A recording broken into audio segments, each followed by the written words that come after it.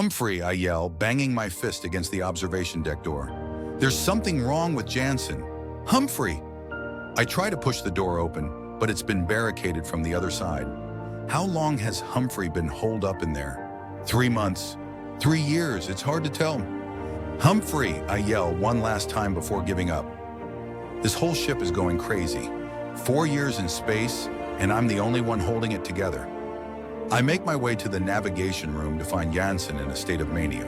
He sits tuck-kneed in the captain's chair, whirling between the wall-to-wall display panels. Each panel is playing clips from the historical archives, and as far as I can tell, they're looping rapidly through Earth's worst atrocities. Bombings, murders, riots, and the like, all firing off on the screens at once. "Jansen!" I yell over the cacophony of noise, and he turns to me with a look of glee like an overexcited child. He pushes a button, and the clips immediately stop. The panels go black. "I was wondering when you'd stop by." "What are you doing?" I ask. "I'm educating myself on the marvels of human ingenuity. Have you ever seen a flamethrower? It's fascinating.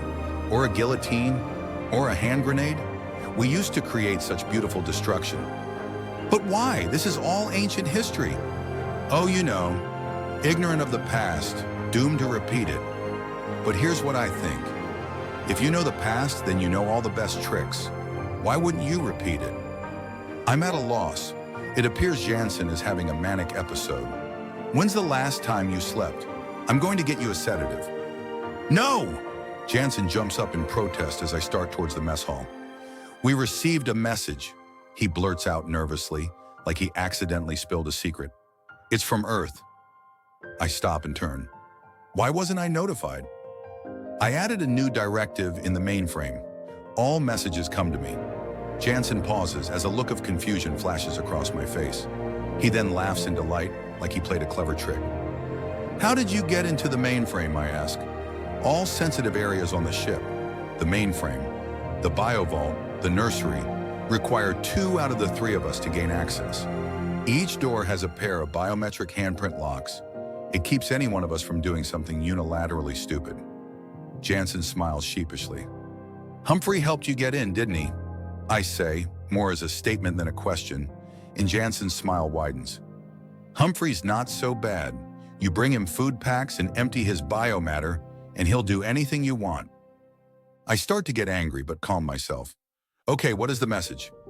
"It's a good one," Jansen says, sitting back down and twirling around to type on a console. The paneled walls light up with a video of an empty bunker. The director of the Allied Earth Space Program appears and sits down, looking at the screen with a grave face. "Gentlemen, I regret to inform you that this will be my last transmission. I must be brief. The Alliance has broken down. The nukes have been released. All of them. This is what we feared.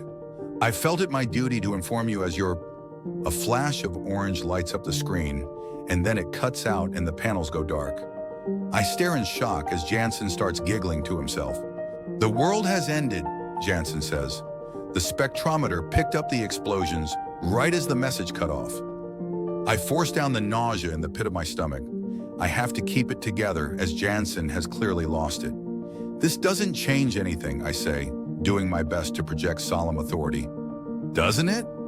I turn to look at Jansen and get irrationally angry. "Of course not. This is the whole reason we were sent. To find a new home. To rebuild." Jansen starts to reply, but I cut him off and turn to leave. I don't have the patience for his games. "Going to see the missus?" he calls out as I exit the room. Something about his tone rubs me the wrong way, but I refuse to be baited. I make my way to the biovault. I can't gain access, not by myself at least, but I press my forehead against the small view window and stare inside at the body of my wife, frozen within a cryopod in a state of suspended animation and only partially visible through the frosted glass panel on the front of the pod. I admit I've been doing this more and more often, sometimes for days at a time.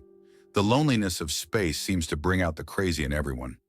The biovault is a large room with a row of cryopods flanking the right wall and a mirror image of incubation pods along the left. The pods look like metallic eggs standing erect, a tangle of tubes and other life support systems connected at the base.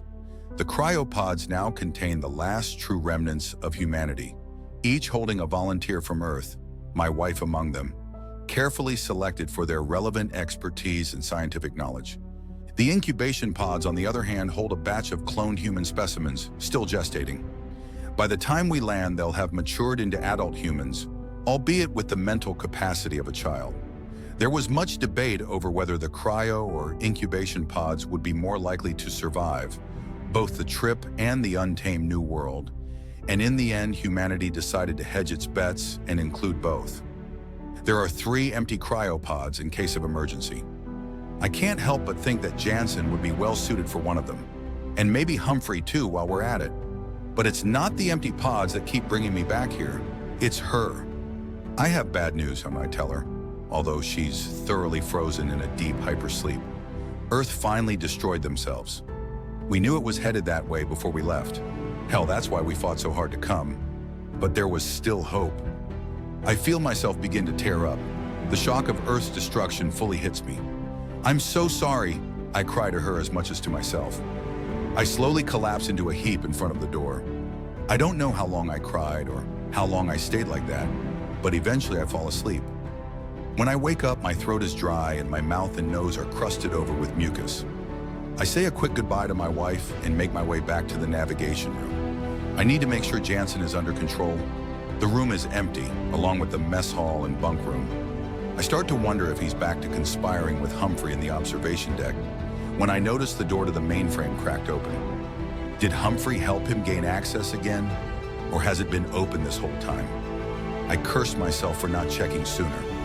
I slip into the small room and find Jansen huddled over the mainframe control board, typing furiously. I peek over his shoulder and see lines of directives flashing across the screen.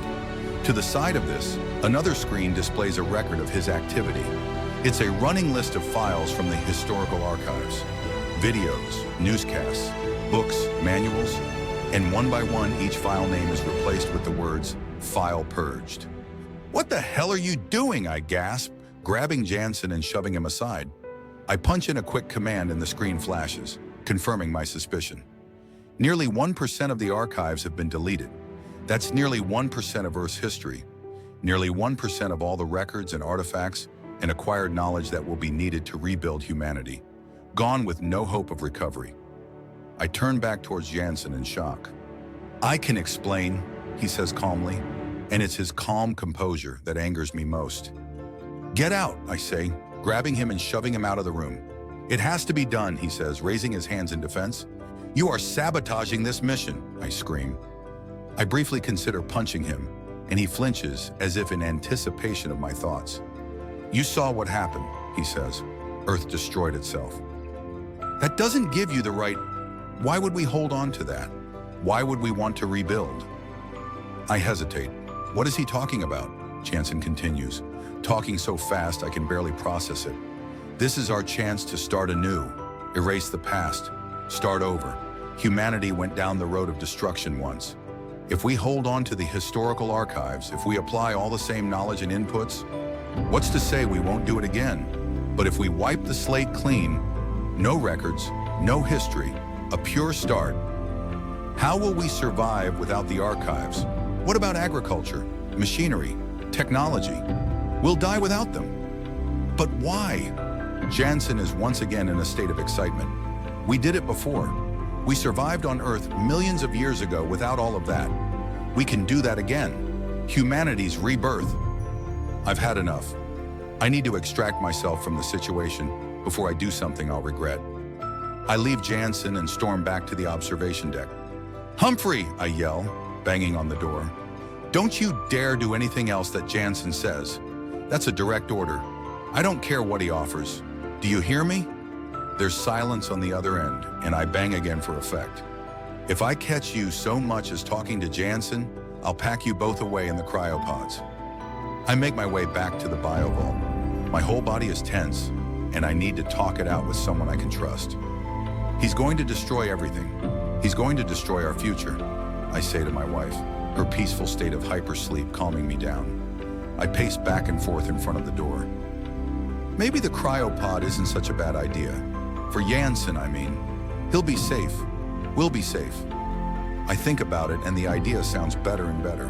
It has to be done, I say, making up my mind. The plan is much more elegant than Jansen deserves. I put 3 sedatives in his food pack and wait for him to pass out.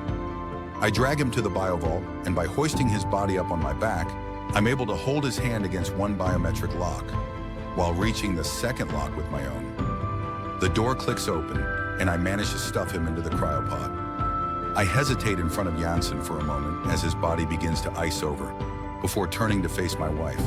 She's so close, closer than she's been in the last 4 years. I gaze into her eyes, reacquainting myself with every detail of her face. She looks different than I remembered. I guess I should thank Jansen in a sense for gifting me this small moment. Suddenly, the lights start flashing red. A warning siren goes off, and a mechanical voice breaks me out of my reverie. Warning, biocontaminant detected. Okay, I grumble as I force myself to leave the room. The door clicks and locks behind me, and the blinking light and voice immediately cease.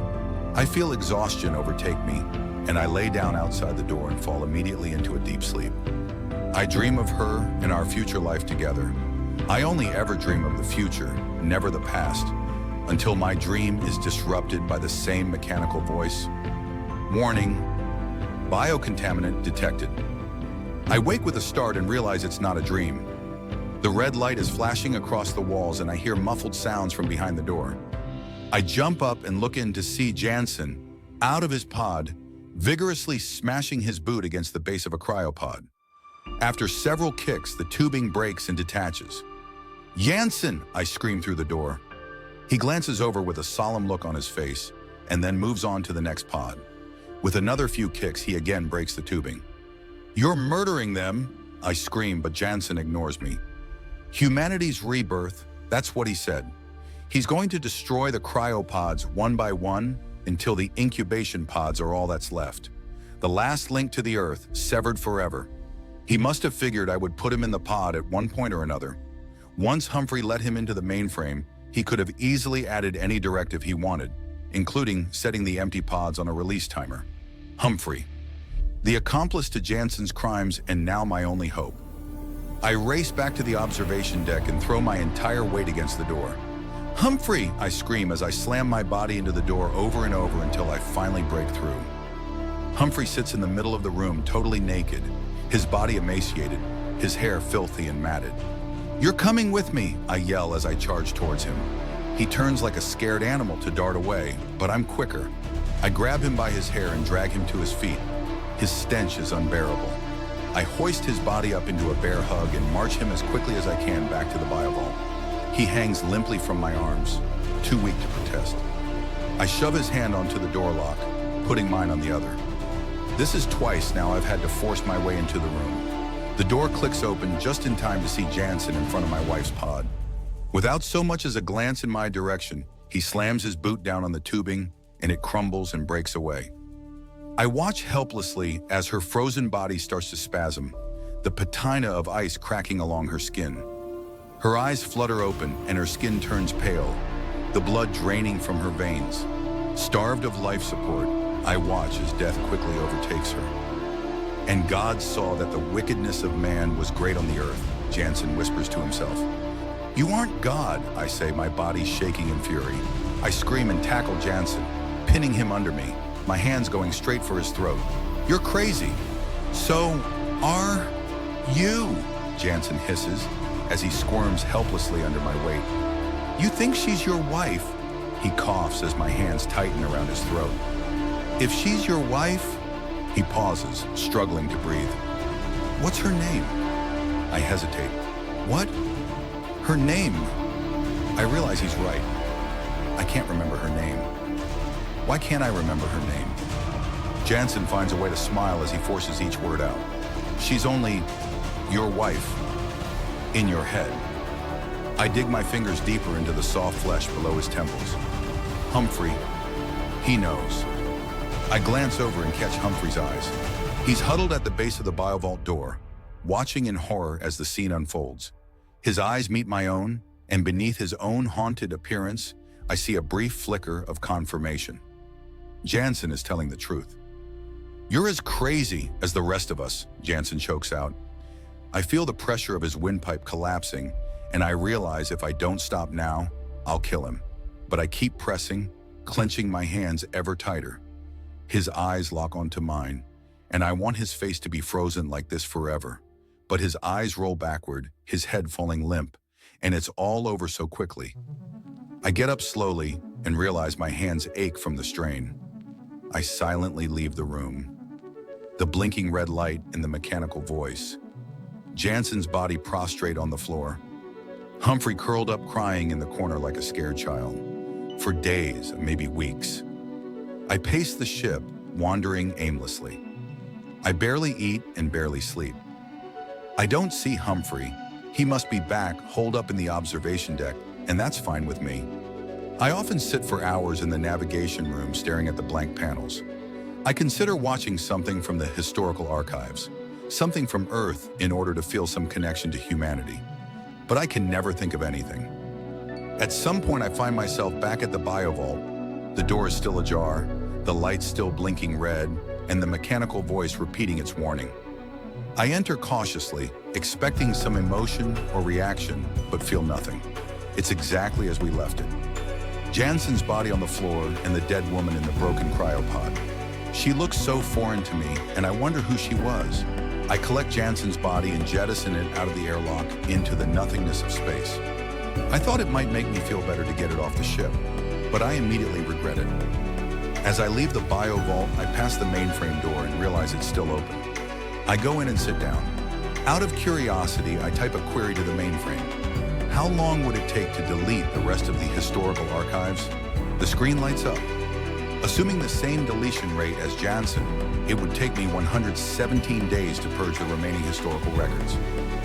117 days to wipe out any memory of Earth. Maybe Jansen was right. I pull up a random file on the screen, a book on the death of the Roman Republic.